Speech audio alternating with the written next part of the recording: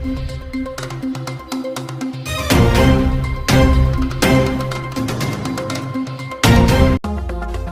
શહેરમાં ભગવાન જગન્નાથજીની 41મી ઐતિહાસિક રથયાત્રાના આયોજનને લઈને આજે ધામધૂમપૂર્વક ધ્વજારોહણ તથા રથયાત્રા કાર્યાલયના ઉદ્ઘાટનનો કાર્યક્રમ યોજાયો હતો.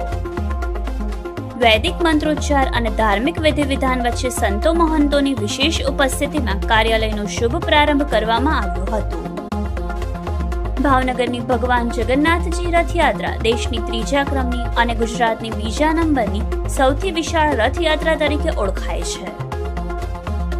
દર વર્ષે ભગવાન જગન્નાથજી, બહેન સુભદ્રાજી અને ભાઈ બલરામજીના દર્શન કરવા માટે લાખો શ્રદ્ધાળુઓ ઉમટી પડે છે. આ વર્ષે પણ રથયાત્રા શહેરના મુખ્ય માર્ગો પર આશરે 17 કિલોમીટરના રૂટ પર ભવ્ય રીતે પરિભ્રમણ કરશે. રથયાત્રાના સફળ અને અવિરત આયોજન માટે સંતો મહંતોએ આશીર્વાદ પાઠવ્યા હતા અને સમગ્ર કાર્યક્રમ નિર્વિઘ્ને પૂર્ણ થાય તેવી શુભેચ્છાઓ વ્યક્ત કરી હતી. આ પ્રસંગે ગુજરાત સરકારના કૃષિ મંત્રી જીતુભાઈ વાઘાણી, કાનૂન મંત્રી કૌશિકભાઈ વેકરિયા, ધારાસભ્ય સેજલબેન પંડ્યા, પૂર્વ સાંસદ રાજુભાઈ રાણા સહિત અનેક આગેવાનો, મહાનુભાવો અને શ્રદ્ધાળુઓ ઉપસ્થિત રહ્યા હતા.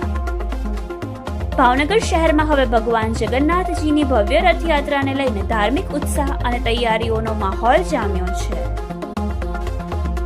Bureau report, Yashvi Gujarat news, Bhavnagar.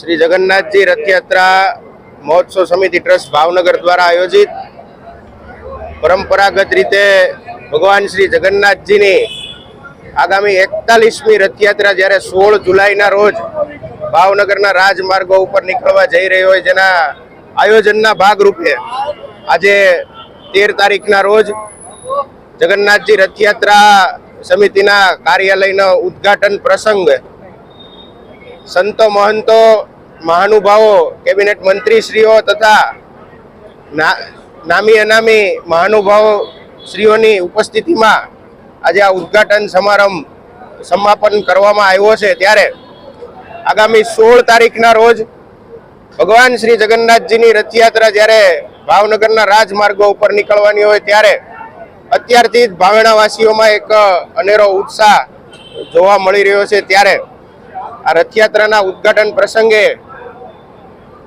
સૌ ઉપસ્થિત રહ્યા એ બદલ રથયાત્રા સમિતિ સૌનો આભાર માને છે. ત્યારે 16 તારીખના રોજ સૌ ભગવાનને રંગે ચંગે આ ભાવનગરના રાજમાર્ગો ઉપર રથયાત્રાના માધ્યમથી દર્શન કરીએ, તેમનું સ્વાગત કરીએ. અભ્યર્થના. જય જગન્નાથ.